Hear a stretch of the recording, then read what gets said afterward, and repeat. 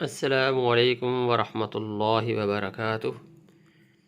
اس series میں انشاءاللہ ہم صحابہ کرام و اہل بیت کی پاکیزہ زندگیوں کے بارے میں جانیں گے۔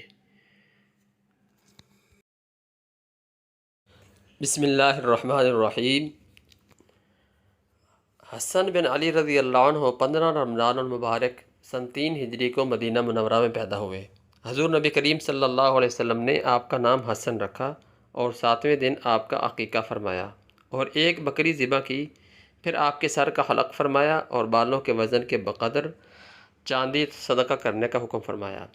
حضرت حسن رضی اللہ عنہ کی پیدائش سے قبل ام الفضل رضی اللہ عنہا نے ایک خواب دیکھا جس میں حضرت حسن رضی اللہ عنہ کی پیدائش کی خوشخبری دی گئی۔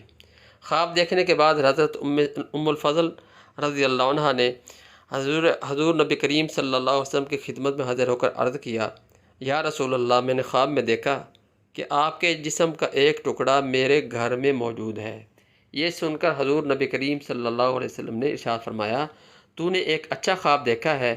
فاطمہ رضی اللہ عنہ ایک لڑکے کو جنم دے گی اور آپ اس بچہ کو قسم کے حصے کا دودھ پلائیں گی۔ لہذا حضرت فاطمہ رضی اللہ عنہ کہ ہاں حضرت حسن رضی اللہ عنہ کی ولادت ہوئی اور ام الفضل رضی اللہ عنہ نے انہیں اپنے بیٹے قسم کے حصے کا دودھ پلایا۔ حضرت علی بن ابی طالب رضی اللہ عنہ فرماتے ہیں کہ جب حضرت حسن رضی اللہ عنہ کی پیدائش ہوئی تو حضور انور صلی اللہ علیہ وسلم تشریف لائے اور ارشاد فرمایا، مجھے میرا بیٹا دکھاؤ، تم نے اس کا کیا نام رکھا ہے؟ میں نے عرض کیا، میں نے اس کا نام حرب رکھا، یعنی جنگجو۔ حضرت علی رضی اللہ عنہ کے شجاع آدمی تھے اور اس لیے انہوں نے اپنے بیٹے کا نام جو ہے حرب رکھا، یعنی جنگجو۔ تو یہ سن کر حضور نبی کریم صلی اللہ علیہ وسلم نے فرمایا کہ بلکہ یہ تو حسن ہے۔ پھر جب حضرت حسین رضی اللہ عنہ پیدا ہوئے تو ہم نے ان کا نام حرب رکھا، یعنی حضرت علی رضی اللہ عنہ فرماتے ہیں۔ حضور نبی کریم صلی اللہ علیہ وسلم فرمایا کہ بلکہ یہ تو حسین ہے۔ جب تیسرا بیٹا پیدا ہوا تو حضور نبی کریم صلی اللہ علیہ وسلم پھر تشریف لائے اور ارشاد فرمایا، مجھے میرا بیٹا دکھاؤ، تم نے اس کا کیا نام رکھا؟ میں نے کہا کہ میں نے اس کا نام حرب رکھا۔ حضور نبی کریم صلی اللہ علیہ وسلم فرمایا کہ یہ محسن ہے۔ پھر فرمایا، میں نے ان تینوں کا نام حضرت ہارون علیہ السلام کے بیٹوں شبیر اور مشبر کے نام کے مطابق رکھا۔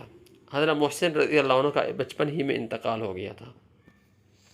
اللہ رب العالمین ہمیں ان پاک ہستیوں کی سیرت پر صحیح طور پر عمل کرنے کی توفیق عطا فرمائے۔ وآخر دعوانا الحمد للہ رب العالمین۔